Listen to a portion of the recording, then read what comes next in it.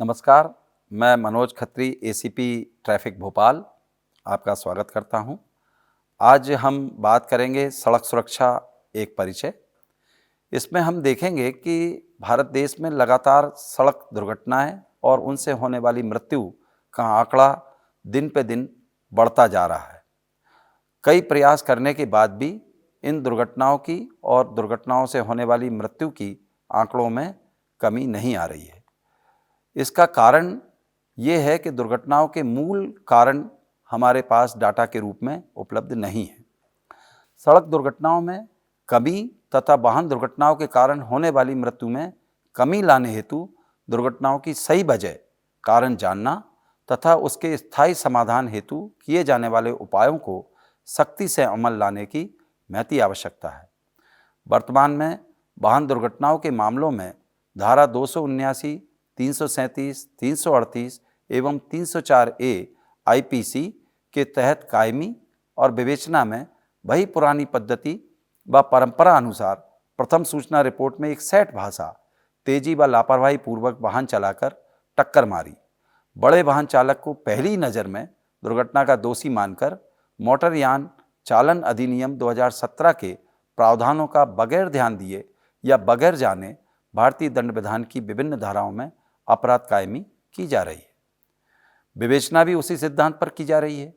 इससे दुर्घटना का वास्तविक कारण ज्ञात नहीं होने तथा रिकॉर्ड में संधारण नहीं हो पाने से दुर्घटनाओं में कमी लाने के व्यावहारिक प्रयास सफल नहीं हो पा रहे।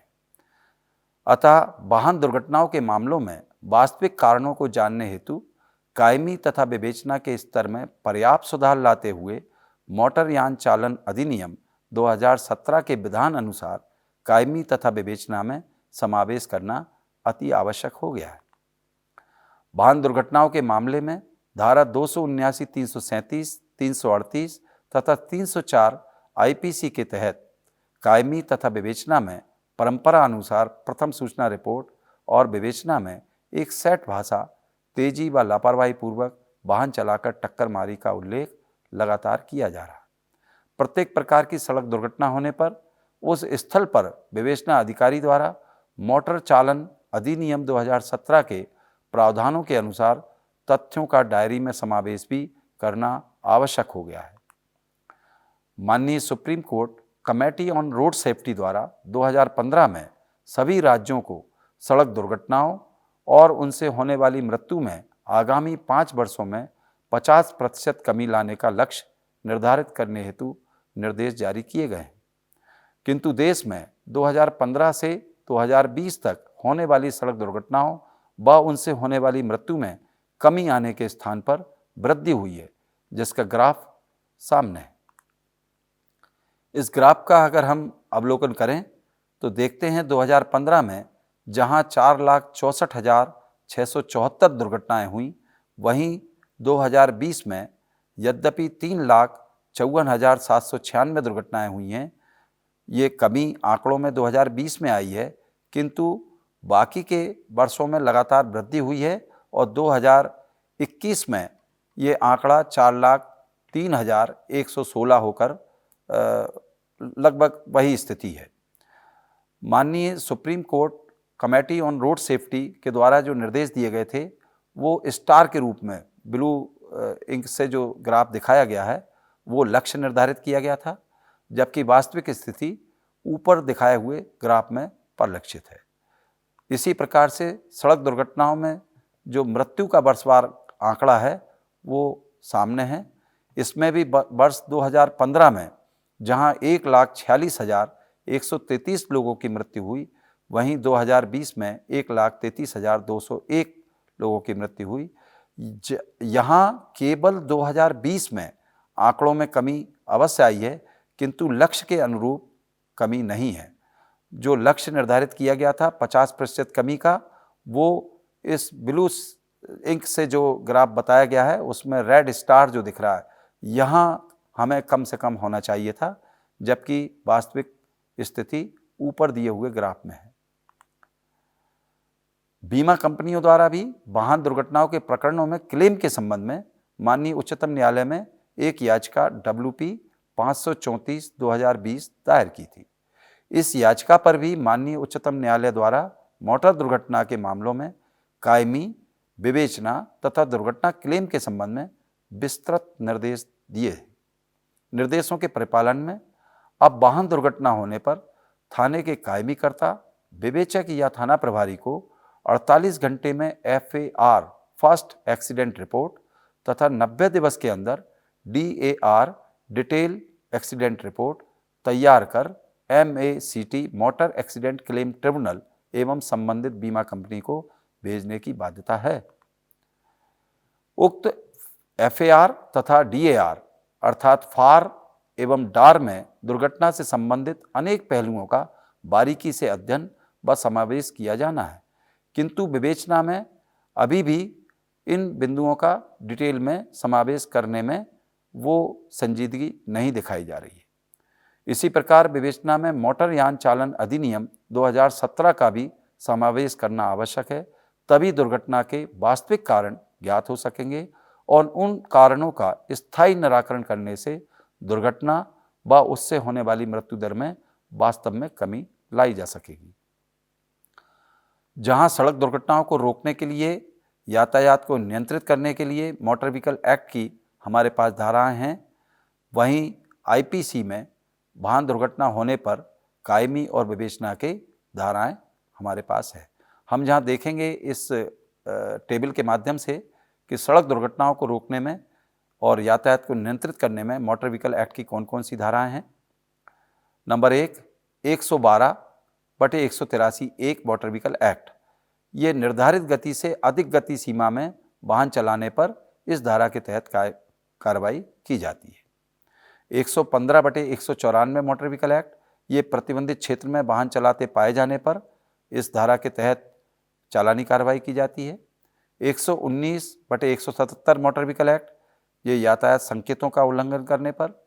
128/177 मोटर व्हीकल एक्ट, ये दुपहिया वाहन पर 3 सवारी बैठकर चलते पाए जाने पर।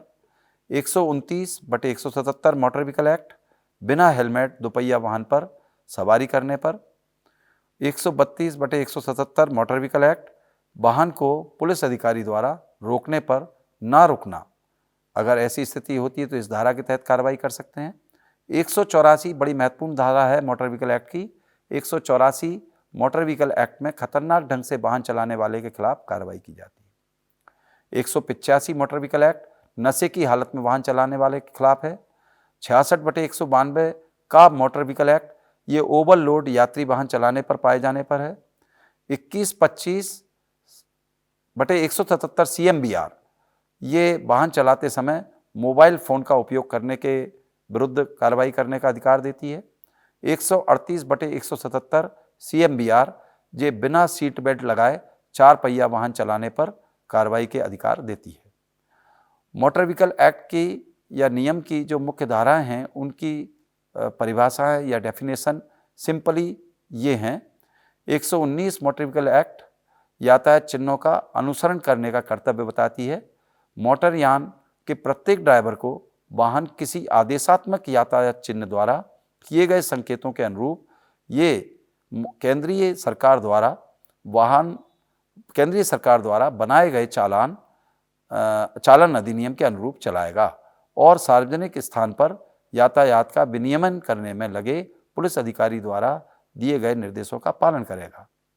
आदेशात्मक यातायात संकेतों का उल्लंघन करने पर 119/177 मोटर व्हीकल एक्ट के तहत चालानी कार्रवाई की जाएगी।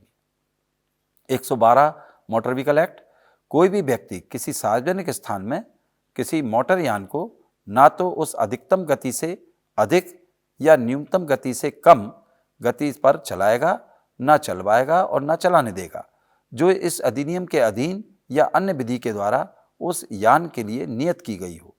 निर्दिष्ट गति सीमा का उल्लंघन करने पर 112/183 एक मोटर व्हीकल एक्ट के तहत नियमानुसार चालानी कार्रवाई की जाएगी।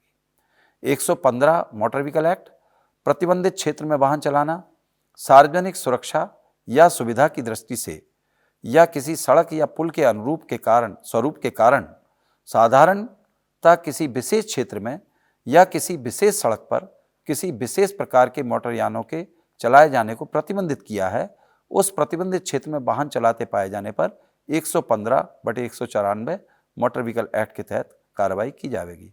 खासतौर पर ये ट्रकों पर लागू होता है, जहां भारी वाहनों के लिए प्रतिबंधात्मक क्षेत्र निर्धारित किए जाते हैं। वहां अगर कोई भारी वाहन प्रतिबंधित क्षेत्र में प्रतिबंधित समय में चलाते पाया जाता है तो 115 मोटर व्हीकल एक्ट के तहत कार्रवाई करते हैं।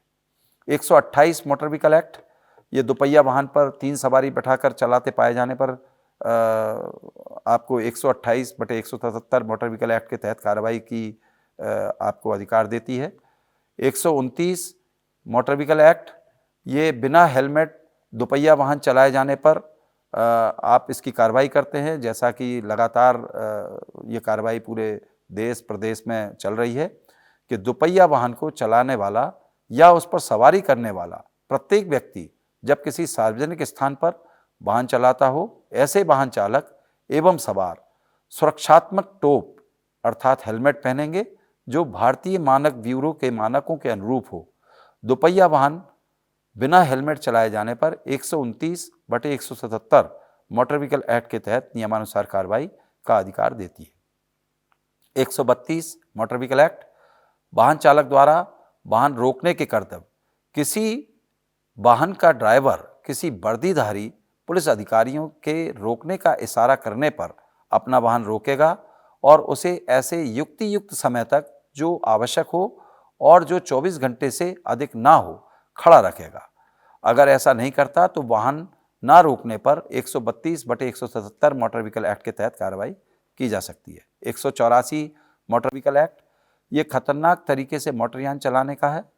जो कोई मोटरयान को ऐसी गति व ऐसे तरीके से चलाएगा जो मामले की उन सब परिस्थितियों तथा आम जनता के लिए खतरनाक है, वह प्रथम अपराध पर 6 माह की कारावास या जुर्माना या दोनों से दंडनीय होगा।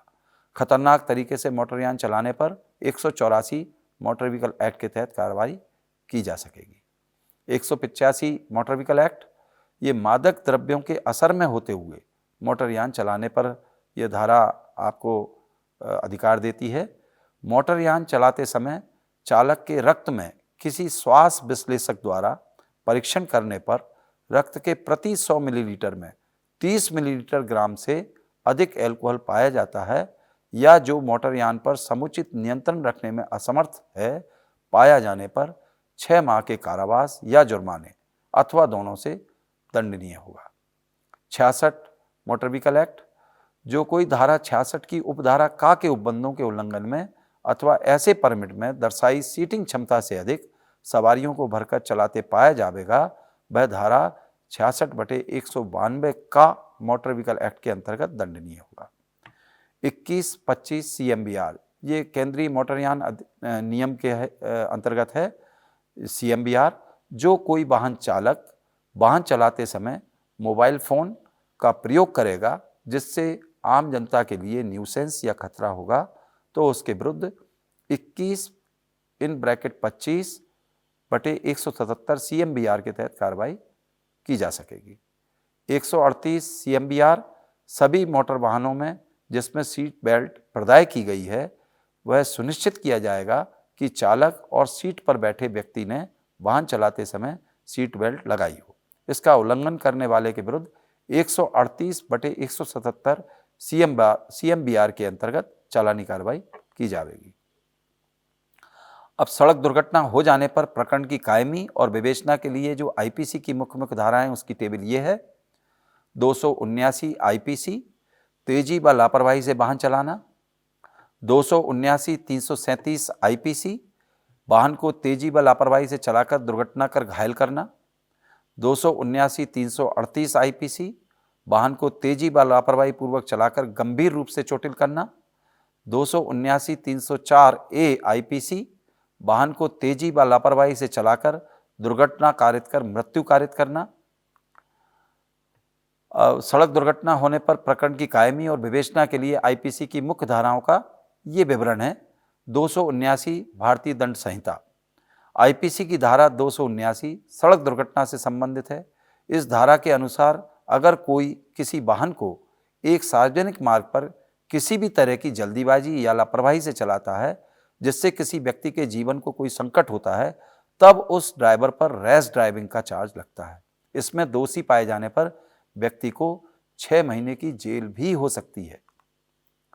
धारा 337 भारतीय दंड संहिता, धारा 337 के अनुसार जो भी कोई किसी व्यक्ति को उतावलेपन या उपेक्षापूर्वक ऐसे किसी कार्य द्वारा जिससे मानव जीवन या किसी की व्यक्तिगत सुरक्षा को खतरा हो, चोट पहुंचाना कारित करता है तो उसे किसी एक अवधि के लिए कारावास जिसे 6 महीने तक बढ़ाया जा सकता है या आर्थिक दंड जो 500 रुपये तक की का हो सकता है दंडित किया जा सकता है। धारा 338 भारतीय दंड संहिता, धारा 338 के अनुसार जो भी कोई किसी व्यक्ति को उतावलेपन या उपेक्षापूर्वक ऐसे किसी कार्य द्वारा जिससे मानव जीवन या किसी की व्यक्तिगत सुरक्षा को खतरा हो गंभीर चोट पहुंचाना कारित करता है तो उसे किसी एक अवधि के कारावास जिसे 2 वर्ष तक बढ़ाया जा सकता है या 1000 रुपये का आर्थिक दंड या दोनों से दंडित किया जा सकता है। धारा 304 ए भारतीय दंड संहिता, धारा 304 ए के अनुसार जो कोई उतावलेपन के या उपेक्षापूर्ण किसी ऐसे कार्य से किसी व्यक्ति की मृत्यु कारित करेगा जो आपराधिक मानववध की श्रेणी में नहीं आता, वह कारावास से जिसकी अवधि 2 वर्ष तक हो सकेगी या जुर्माने से या दोनों से दंडित किया जाएगा। ये नवीन अधिनियम की आवश्यकता क्यों हुई, इस पे हम एक नज़र डालते हैं कि सड़क दुर्घटना होने पर विवेचकों द्वारा प्रायः बगैर विस्तृत जांच किए बड़े वाहन चालक को प्रथम दृष्टया जिम्मेदार मानकर कायमी उपरांत प्रकरण की विवेचना सतही तौर पर की जा रही है। प्रथम सूचना लेख करते समय वास्तव में क्या हुआ लेख ना कर एक सेट भाषा, तेजी व लापरवाही पूर्वक वाहन चलाना का उपयोग कर विवेचना करना, बड़े वाहन चालकों को पहली नज़र में दुर्घटना का दोषी मानना और उसी के अनुसार विवेचना करना, किस मोटरयान चालक की सड़क पर वाहन चलाते समय क्या जिम्मेदारियां हैं या क्या कर्तव्य हैं का विश्लेषण नहीं करना। इससे वाहन दुर्घटनाओं के वास्तविक कारणों का डेटा तैयार नहीं होने से दुर्घटनाएं रोकने के प्रयासों में अपेक्षित सफलता नहीं मिल रही है। इसी कारण मोटरयान चालन अधिनियम 2017 की आवश्यकता हुई। हमारे पास जैसा कि अभी हमने चर्चा की है मोटरयान चालन अधिनियम 2017 के प्रावधानों के बारे में, तो हमारे पास अध्ययन और प्रशिक्षण रेफरेंस मटेरियल्स भी डिटेल में उपलब्ध है। इसमें मोटरयान चालन अधिनियम 2017 वाहन दुर्घटना से संबंधित आईपीसी की मुख्य धाराएं, वाहन दुर्घटना रोकने से संबंधित मोटर व्हीकल एक्ट की मुख्य धाराएं, फार फर्स्ट एक्सीडेंट रिपोर्ट तथा डार डिटेल एक्सीडेंट रिपोर्ट के निर्धारित प्रोफार्मा इनके पीडीएफ में हमारे पास उपलब्ध हैं, हम उनका अवलोकन कर सकते हैं।